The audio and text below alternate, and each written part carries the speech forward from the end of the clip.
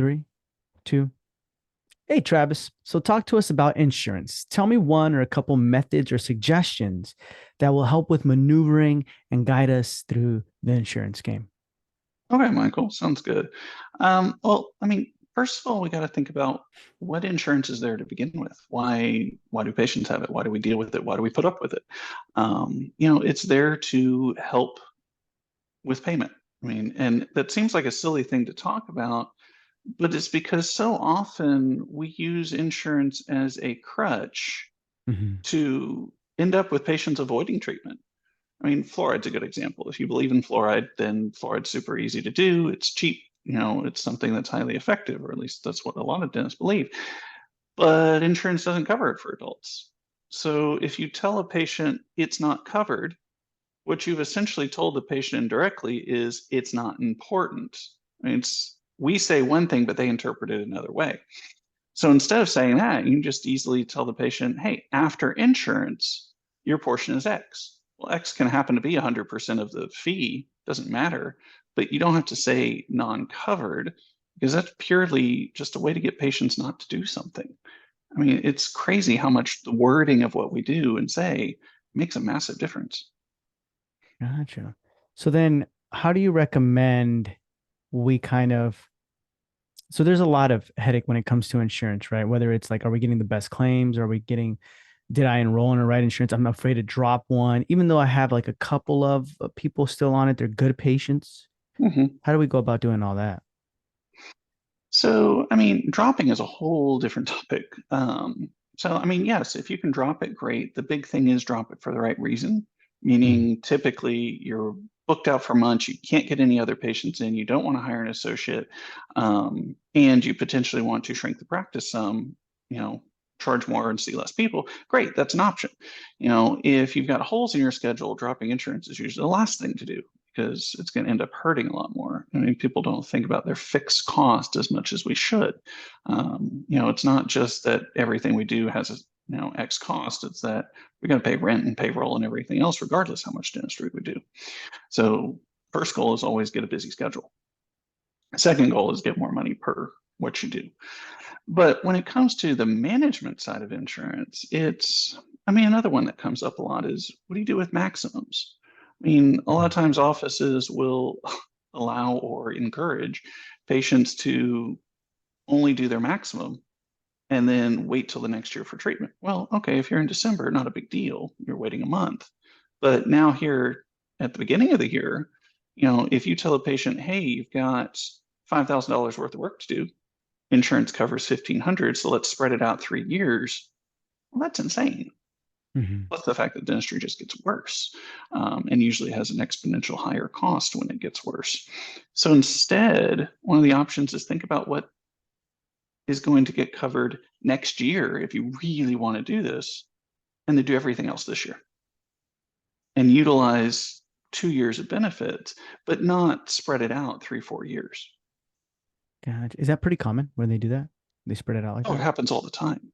Every office. It's the number one reason insurance companies don't raise maximums, by the way, because what'll happen is an office will have a patient that reaches near their max, but has another crown to do, but only has, say, $50 left on their maximum. Well, they're going to tell the patient, let's wait till next year. Instead of getting $50, you get $500. Well, the problem is now they never hit maximum. And insurance has the statistics that say 4 to 5% of patients ever hit their maximum every year. So they can't even sell to employers a higher maximum that comes with a higher frequency because the employer's first question is going to be, well, how many of my employees are going to get a benefit if we raise the maximum? And if insurance says 4%, employer's going to sit there and go, you're crazy. Why would I ever pay more for that? So Hmm. we're part of the original problem. In Hmm. reality, I would say if we actually treated patients the way we needed and didn't push or allow them, to put off treatment just because of max, we'd probably have more than like 20% of patients that ended up hitting maximums. It's that bad of an issue. So that's a goal then, right? If we obviously look at the patient, they need a lot of work done. Instead of trying to spread it out, we're just kind of looking and taking care of the patient as quickly as possible. Get Mhm. their stuff done. Um, And if you How, want to use next year's benefits, just make sure you only focus and leave next year what next year will pay for and do everything else this year. And that's the way to tell the patient, hey, this is the best way to get your benefits versus, well, here's what you can do this year and let's stop. It's crazy. how do you word that? How do you tell the patient that? Be like, hey, like I know you got a lot of stuff that needs to be done, but we can. I know before in the treatment I said, hey, like on your free consultation or whatever, it's urgent, but now we're gonna have to. How do you word that? Well, you focus on the urgency first and try to get Mm, them to do everything. But if you have that patience that's like, I'm only going to do maximum or anything else, say, hey, great. Dentistry does get exponentially worse, and we want to avoid you having pain or emergency situations that happen all the time. So, how about this? I hear that your goal is to utilize the most maximum and try to get 2 years benefits out of it. Awesome. Let's figure out what insurance is going to cover next year and utilize your maximum till that. And then we'll get everything else done this year. That way you get 2 years worth of benefits into your plan. and they're normally always okay with that. Yeah, because you've given them a good reason to do it. The sad part is a lot of times, and I was guilty of this for years, is I would just let the patient have the out and go, okay, we'll do the 1 crown this year and we'll hold off on the other three. I'm like, but then over the years, patients end up with root canals or losing teeth or anything else. I mean, things get worse. And now the patient's far worse and far more out of pocket and just doesn't work for them. And we're delaying stuff. So, I mean, it's just better for everybody just to get it done now or soon versus, delay it for years just because of insurance. Gotcha. Okay, that's good, man. That's good. I like that a lot. So then we want to get as much of it, keep the urgency still there, get as much of Mhm. it as we can right now, just for the patient, not just like in general, where we're just saying we want as much money as we can right now, but it's more for the Yeah. patient's urgency to take care of Well, I them. mean, dentistry is such a preventive profession. Almost Mhm. everything we do is either to stop a problem from ever occurring or to make sure it doesn't get exponentially worse. But I mean, all dentists can see patients that they see all the time where a filling becomes a crown and a crown becomes a root canal, and a root canal becomes an extraction. Well, each of those ends up with higher and higher costs. So if we can fix things early, it saves money. It makes the patients healthier. We have to do less work. I mean, it's a positive for everyone. And yes, technically it means we get more money now, but sort of if you look at it, it means we get less money over time, which is positive for the patient, but also positive for our schedule because we can get all the stuff done now and we can see another patient to get the other work done. We don't have to, just go with patients ending up paying us more because we delayed it because there's always more patients. I mean, you're the guy who's always about to find more patients, right? Yeah. Yeah. Do you ever think, Travis, there's also like a sense of when you're looking at that, where you're like, you know what, we'll hold off right now. We'll do what we can, like you said, right? Not Mhm. max it out. And then next year and then the next year, there's almost like a sense of like, okay, there's we got something coming along, right? We got this patient still with us, gonna come next year, you know what I mean? And next year. So it's good. Do you think there's a belief in that? Unconsciously, yeah. I doubt a lot of people consciously think that way, but unconscious mind, absolutely. I mean, there's some consistency in that. But you got to think about it from the patient's point of view too. You know, eh, people like us. Well, okay. The easiest way to make somebody not like us, anybody, is to have them owe you money.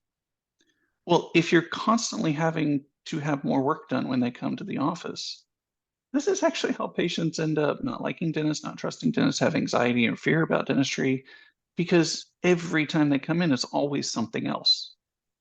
Well, it's always something else because we haven't fixed the original problem to begin with. Hmm. So if we fix it all now, then they can go years without having other dental work, and they can see our hygienists, who are usually nicer people and friendlier than most of us are anyway, and not have all the injections and all the no fun stuff. Just get it all done now. And then they're healthier, they're happier. They're the ones who are going to tell other patients about you. The patient who's having to constantly get more work done, and what's the chance that they have fallen in love with you because they're always having to see you? Probably a lot Hmm. less. Yeah. No, that's true. Okay, I like that. So max it out, right? As much as we can, as far as when it comes to, and then worry about that the next, just get the work done, basically, right? Get as Mhm. much of the work done as you possibly can. Keep that sense of urgency. Where else do you feel like you see people having a major hiccup or misconception about insurance when it comes to the team? Downgrades are a big one. A lot of times insurance will downgrade composite fillings to amalgams or porcelain crowns to metal. And a lot of times teams only charge and collect from the patient for the downgraded service, which is incorrect. You charge, especially when you're in network, but out of network knows this automatically. You charge for the service you provided. It does not matter if insurance downgrades. All a downgrade means is insurance is reimbursing less for that service. The patient is still responsible for the service that was provided. And this costs offices tens of thousands of dollars every year. I mean, I see it all the time when I walk into offices to try to clean up some stuff. They're charging the patient for the amalgam, yet they're doing the composite. And there's no reason to do that. And a lot of times it's misunderstanding of how your contracts work, not reading them, or not correctly reading the EOBs. Because a lot of times they're confusing if you don't know what you're looking for. So downgrades are a big one too. That's interesting you say that. How can we correctly, if you're giving me instructions, this is how you got to read an EOB, right? Like, how can we correctly read it? You correctly read it by, well, every EOB is different. That's the challenge with multiple companies, is they Mhm. all have different layouts, and different charts and different terms and everything else. But in general, we all know our fee schedules. In network, you have a list they sent you from the insurance company. It's the fee that you negotiated, or the fee they gave you. That is the fee you collect for. You can half the times ignore the EOB, especially if it's confusing, and just look at your ledger and go, here's what we charged. There's an in-network fee. This is what we need to collect. Insurance paid X. Patient just pays network fee minus X. I mean, that's it. It's just very basic algebra. A plus B Yeah. equals C. Yeah. Gotcha. So it's more the principle behind it, right? Not so much like getting down, reading the EOB, and then there's another one, and then you get kind of confused and you're like, oh, this is a different format. Go back to the principles of your fees. Yes. And And just then, make your ledger look right. And if it doesn't look right, it's probably because you're either misreading the EOB, or in a lot of cases, the EOB is wrong. I mean, insurance companies aren't infallible. I asked my team one day, last month, I was like, how often do y'all see an EOB that comes in incorrectly? And my insurance coordinator just looked at me and laughed, and she's like, more than once a day? Like, it's like it was a stupid question, because for her it is. It's like we see them all the time, literally. And so it's just, you got to realize, there's a lot of things that the insurance companies are good at processing. I mean, that's the whole reason they function, is they're good at processing large data. But when you process that much data, you're going to be incorrect occasionally too. yeah. Do you ever feel like sometimes it's hard? I mean, we skip the mistakes because we want to get it over with. Oh, absolutely. You know, it's human nature. You can be rude about it and say it's human nature to be lazy. You can be nice about it and say it's human nature to find the most efficient path to get something done, or the quickest way to get it done. Either way, it's the same thing. We're always looking for the next thing to do. And so if we can spend less time doing something or speed through it, that's a natural human, viewpoint. That's what we naturally will go towards. And when it comes to things like financials and insurance, you got to slow down just slightly and be able to do it right. Because for one, if you screw it up to the patient side of things, you get a really ticked off person that, owes money, and they're mean and they get upset about it and everything else. But if you miss it on the other side, then the office isn't collecting the money that it should collect. And therefore, the dentist is ending up doing a lot of work that they're not getting paid for, or they're not getting paid as much as they should. And this is where, you talk about dropping networks, but in most cases, offices can collect 20, 30, 40, 50% more doing the same exact dentistry, just understanding the insurance and collecting correctly. And that means no extra work, but just doing it right. Yeah. In your experience, Travis, like, I mean, you work with hundreds and hundreds of practices. Percentage wise, how many are when they first come to you are doing it correctly, organized, where they understand it? Zero. Um, and I say that, I mean, it's a continuum, it's a range. I Yeah. mean, there's some people who are close, but they're still missing some key points. And then there's other people that are nowhere close. And those are the ones who usually come to me and like, we know we have no idea what we're doing, help us. Versus, the ones that come to us and go, we think we're doing it all right, but we're not sure. Or, Mm, and I get some people that go, test me, I think I'm doing all right. I'm like, okay, I'll take that test. And yeah. we can always find something. And it's only because there's so many crazy myths about insurance out there. Myths that are either perpetuated by the insurance companies or just perpetuated by the fact that things change. I mean, laws change, rules change, how insurances work changes over time. And so if you have this great employee who's been doing the same thing 20 years, more than likely she's wrong about a few things because she hasn't modified. And that's why we constantly, as dentists, go through continuing education because dentistry changes all the time. Well, the same thing on billing, billing changes all the time too. So we have to keep up with it, both to provide better estimates for our patients, but also to make sure the office is collecting the income it should. Yeah. Nice, Travis. Man, I appreciate your time. And if anyone has further questions, you can definitely find them on the Dental Marketer Society Facebook group. But where can they reach out to you directly? Easiest way to get a hold of me is dentalinsuranceguyde.com. It's a membership platform we've got. There's some free resources.